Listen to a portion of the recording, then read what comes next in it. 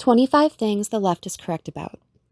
If you look at the videos on my channel, you might quickly conclude that my stances on trans rights and feminism put me on the far right side of the political spectrum.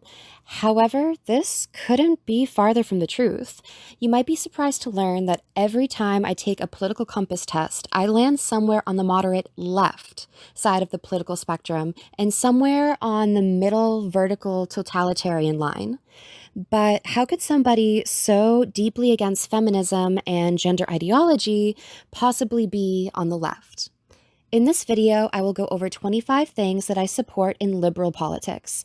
The aim of this video is to show that my videos don't come from a bias or propaganda perspective, but from a fair, scientific, evidence evaluation that sometimes just happens to agree with the right.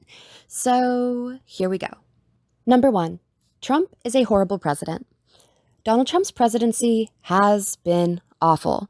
Almost every move he has done since taking office has been terrible. From Iran to Israel to Russia to tariffs to just being a big baby.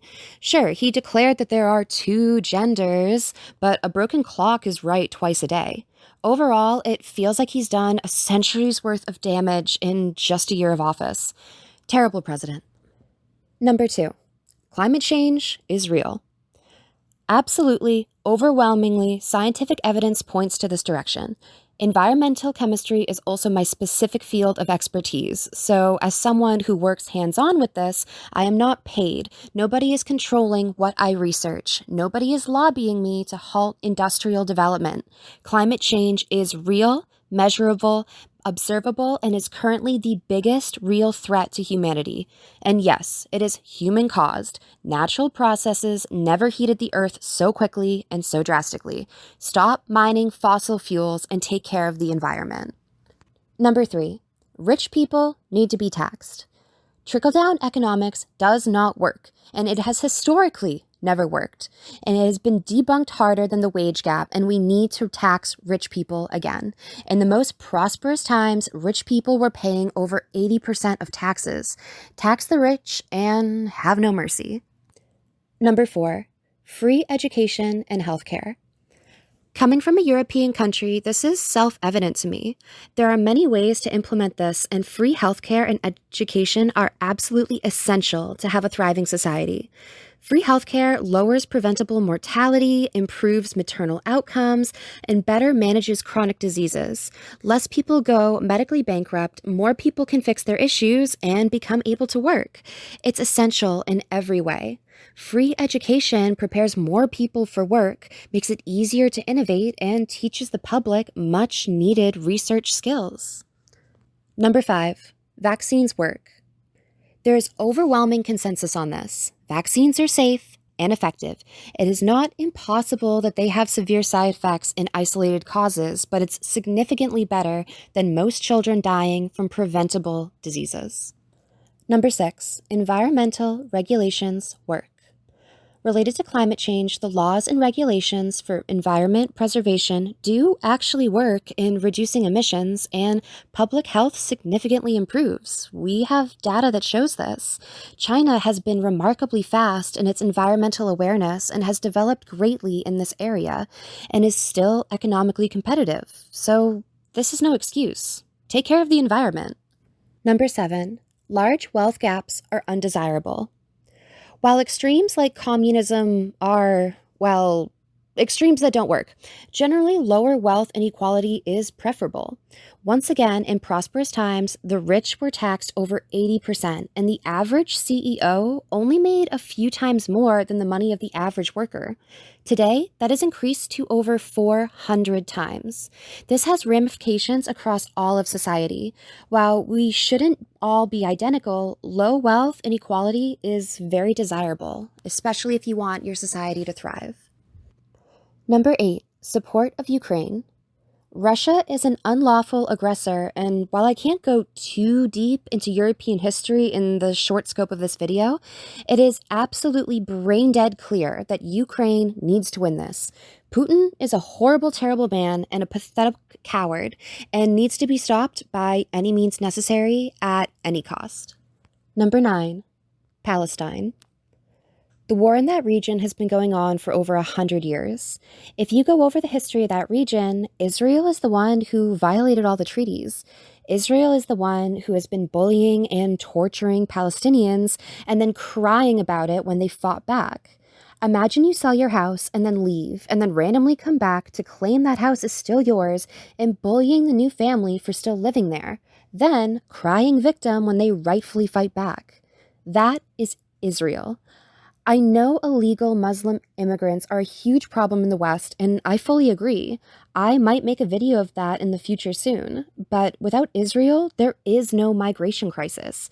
Israeli companies are behind modern telemetry.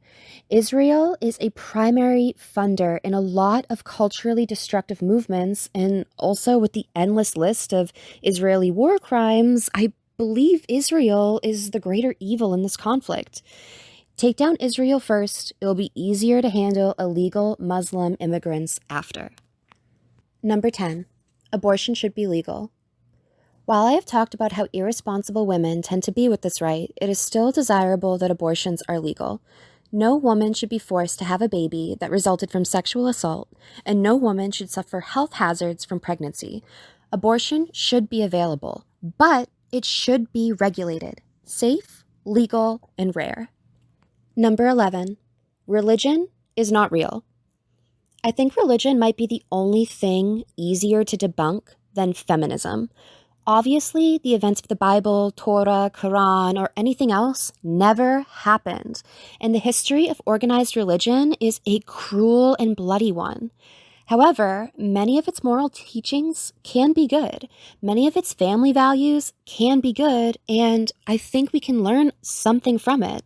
Take what works and forget the silly fairy tales. Number 12. Social welfare programs work. You can look at Scandinavian countries for proof of this. The most prosperous countries in the world are mostly welfare states. When people have their basic needs met, they are also able to be more productive and better contribute to society. Number 13. Early childhood investment has very high returns. Investing in kids and social programs for youth has very high returns on investment and is extremely desirable. Education must be as free as possible. Education also strongly predicts lifetime outcomes, so it's important children have access to it. Number 14. Red pill podcasters are awful people. I have a whole video about those. I completely agree. Most red pill creators are grifters and bad people. Follow academics and other people who actually research their stuff, not some clowns on the internet who can't even hold down a wife. Number 15. Mental illness is real and measurable. Depression is a real condition. ADHD is a real condition. Anxiety attacks are real. Gender dysphoria is a real condition. Your child needs help.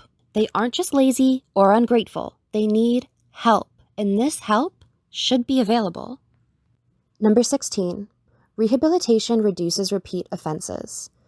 Norway particularly has great success with their prison systems.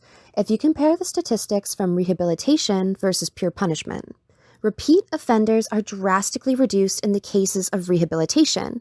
Their post-prison employability increases as well, and we should strive for this to just be the norm. Number 17. Preventative healthcare works. Preventative healthcare is much more effective and requires less spending in the long run than treating the illness later. Yet another reason why free and accessible healthcare is very, very important. Private healthcare should be only for the emergencies. Number 18. Gay rights are fundamentally a good thing. Gay people are not harming themselves or society just by being gay. And while it may or may not be a natural occurrence, even if it would somehow turn out that various theories about parasites, a gay gene, nature versus nurture, whatever, unlike trans people, gays are not undergoing surgery, not taking long-term risks simply by just being gay. They're not taking hormones, they're not changing their pronouns, they're not taking synthetic estrogen in order to enter women's bathrooms. There's no reason why they shouldn't just get married and live as normal, happy adults. Adoption is a much more gray area, but at the very least, gay marriage isn't a bad thing. It doesn't really affect us. Number 19, blind patriotism is a bad thing. While healthy national pride, common culture, strong traditions, and so forth are all very important and great and good, supporting your country, even in toxic bad decisions, is not okay. You can be proud to be an American and still say it's not okay that America is bombing children in the Middle East. Number 20, you're not less of a man if you speak up on your mental health. Men are not getting their medical needs met, their mental health, or their physical health, but their mental health has been severely declining, and the stigma behind it, especially for men, in the past couple of decades has been very, very stunting to the progression of mental health. It's okay to have feelings. Men have mental issues too, and there should be absolutely no stigma behind that. We need to reduce these barriers so men feel okay talking about their feelings. The suicide rate, especially since the 2000s, should be proof of this. Number 21, prostitution should be legal. While the explosion of OnlyFans is a super strong counter-argument to this, I think this is similar to abortion. Fundamentally, it's good that prostitution is somehow monitored and regulated to prevent disease, abuse, and trafficking. So at a very baseline, it should be legal, but extremely, heavily regulated. And promiscuity in closed relationships should still be very socially shunned and stigmatized. Number 22, there are other things in life than just money. Money should not be the focus of society's actions. We need to do what's good, not only for us, but for our future generations. Capitalism is a brutal, soulless, materialistic system. We need a way that balances our humanity, the environment, and what kind of world we are leaving for our children. Number 23, animal rights are desirable. While I am in no way advocating for any extremes like forced veganism or having to raise your children on nut and soy milk or whatever, the torture of animals should be completely forbidden. Any inhumane owners of animals should be prosecuted, even if they are raised only for food or used for a cultural or religious purpose. If you're trapping a living thing in a cage all of its life, regardless of the reason behind it, the least that we can do as human beings is make sure that they have a humane life and then a quick, painless death. Not tortured, no halal, no bleeding out, taking care of the life and respecting it as the living creature that it is. 24. Harm reduction works better than punishment for drug-related problems. This is similar to the crime rehabilitation position, but drug use is also a public health issue, and often there may be many psychological issues that motivate the drug use. It's important that we don't simply punish criminals, but also try to help them sober up. It doesn't always work, sure, but overall, it does. And 25, carnivore diets aren't healthy. I have a whole video dedicated to this one. For some reason, supporters of keto and carnivore diet tend to be right-wingers, so I guess this kind of counts. These diets do not hold a candle to the massive studies conducted on the Mediterranean diet and plant-based foods. We shouldn't be vegetarians, but the idea that eating only meat is good for long-term health is absolutely absurd and completely untrue. And that is the video. 25 things the left is correct about. Feel free to discuss down there in the comments and hope to see you next time. Cheers!